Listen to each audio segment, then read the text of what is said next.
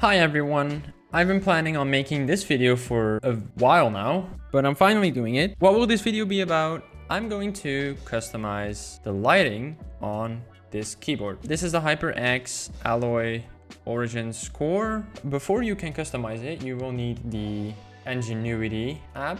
Link will be in the description. Then you just download and install it like you would do on any other program. But I've already done that, so let's just jump right into it.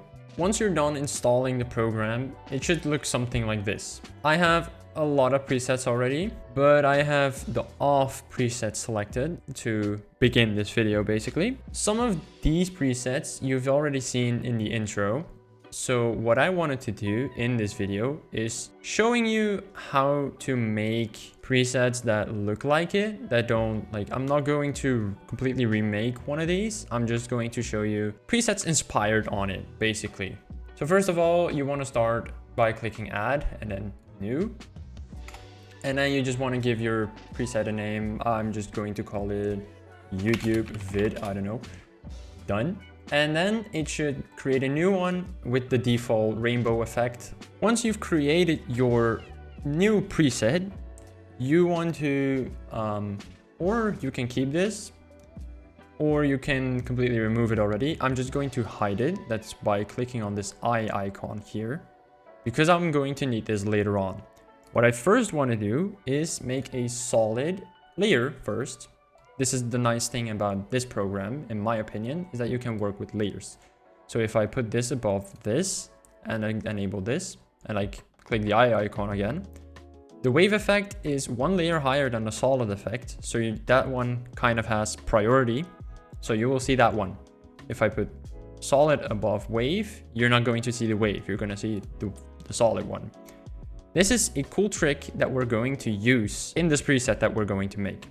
So I want to hide the wave first, and then we're going to just create a color using this, or these are like preset colors basically, which you can also remove and add per preset. So if I just show you on the volcano, this is all the colors that I have on this thingy, and you can see there's quite some different layers. These are all the colors that I need or use in this preset, in this profile. And if I go back to my YouTube video, these are not the same. So these are saved per profile, which is quite nice in my opinion. So you want to go to, you just wanted to make a color. And let's say I want to create one with a green, yellowish, slimy effect, something. So let's just pick a color that's something like this. And then I want to remove all of these. And then I'm going to save this one. Why? It's useful to save the colors that you're using in there for if something goes wrong or something, or if you on accident look through your profile and accidentally do this, then it's useful to just bam, got my color back. So now I want to get the wave back. And as you can see, you don't see it. I'm going to configure the wave first. I'm going to prioritize the wave, but I will uncheck this one just for myself. So it's like, you don't see it at all. So I'm going to begin with deleting colors that I don't want. You always need minimum 2. So if I right click on this one, it won't do anything because the color gradient thing uses at least 2 colors. So I'm going to put this here and here. Now what you want to do, or what I wanted to do, you can just leave it like this, and then it's like, just pick 2 colors and then it will show you these colors in a wave. This won't be something new probably because a lot of programs have this. What you can do is create 2 here and then like try to set them in about the same distance from each other, like this and to this and this to this. Then I'm going to put these on black. You can create this kind of effect then. This is what I really like. What I don't like about this program though is that you cannot work with percentages, because I am planning on making this video again, but then with my SteelSeries keyboard. And there you can work with percentages. Like I just have to guess where the middle is here, or what the distance is from this to this and this to this. But in SteelSeries, you can actually see like this is 33% of the bar, and that's super useful for this. So it's just going off of your feeling and going off of your vision, so that the part of purple is the same as yellow, or like the same length. Now, once you completed this thing, you can change the layer, or like change the angle of the layer. And you can see it's doing some barrel rolls as I am changing the angle. The angle that I like the most is like 290, because it's not completely down, because 270 degrees would be vertically completely. But this is like a diagonal flow, which is quite nice in my opinion. And now to get this layer back onto the solid one, you can unhide this, and you want to prioritize this. And if you then make this around 60%, you can see the layer coming through your keyboard. But the thing is, you have to choose colors that are sort of contrasting to it while not being the complementary color. Now, if you don't know color theory, the complementary color is basically the color that makes white combined with its complementary color. So, for example, this, you can see this is here, and my color here is somewhere over here. Complementary colors are on the opposite side of the color wheel. So this complementary color would be around here, which is basically the same color that's around here. You can see that by the background combined with its first color. This is the first color of my gradient. The first color of the gradient is combined, is making white instead of purple. So I chose a wrong color here. If I choose blue, you can see that the blue will actually shine through. I don't know if you see that on camera properly, but like if I pick light blue or something, it should be visible. So you want to avoid using complementary colors. So I kind of like this, the blue and the yellow on top of the green. Now you can add some extra things. I'm going to decrease the speed of this to 55. And then I'm going to add another effect, which is the twilight. Twilight effect just picks random keys out of your keyboard and just lights them up in the most random order ever. What I can do with this is you can make it like a random color, or you can turn it off. And then you can just choose what color you want. So I already have green, yellow, and light blue. So I don't know, I will pick something. Let's pick something purple now. So it will create white. I can also do it like this. But the thing is, if I do it like this, there might be a chance that like the purple will kind of shine through. Like here, here, now here.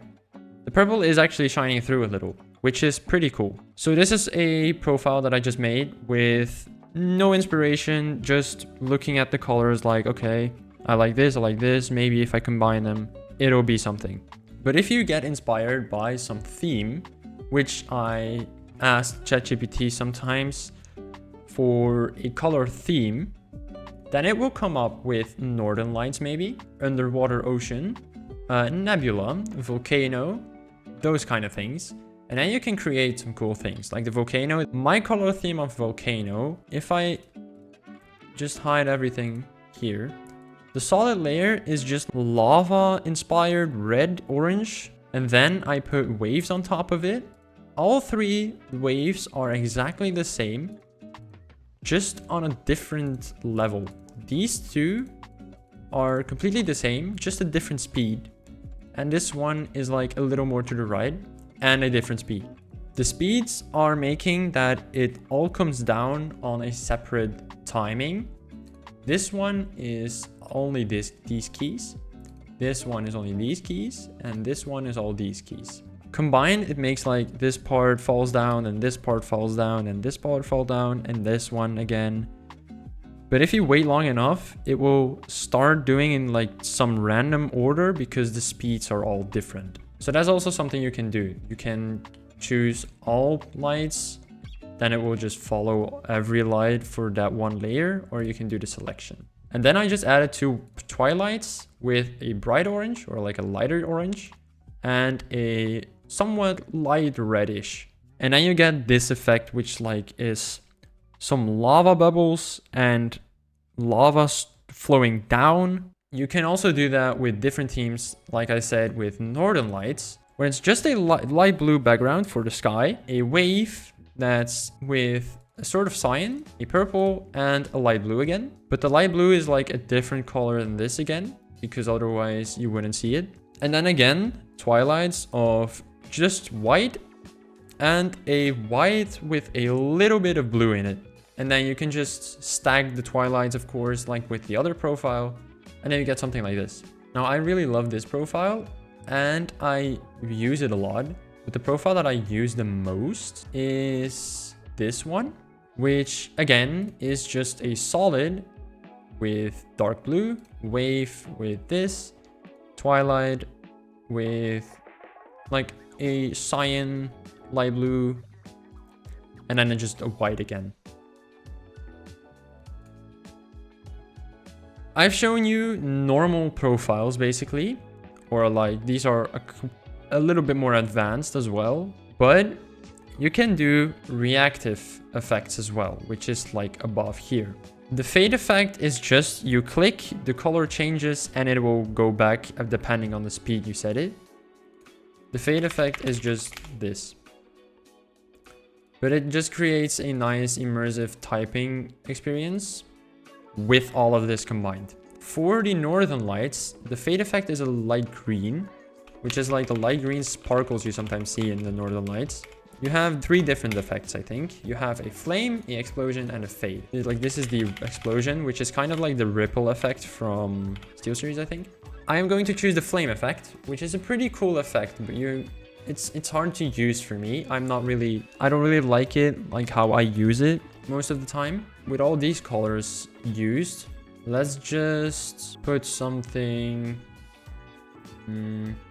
orange maybe. What this will do is you click here and the color will like spread out to the top. So you go like that. If you press space, it just goes all the way up. I like it, but I don't like how I use it most of the time. No, I do think I like the orange with the color scheme that I use here though. So I think I showed you basically all there is to know about this program. Except for one thing, you can save to keyboard.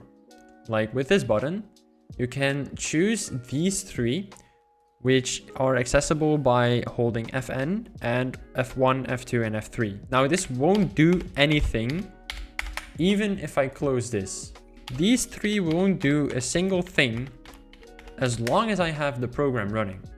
The moment I completely quit out of the program, it's not running anymore, you can see the keyboard just changed. If I press F1 now, or like FN, F1, I think this one is the F1 profile.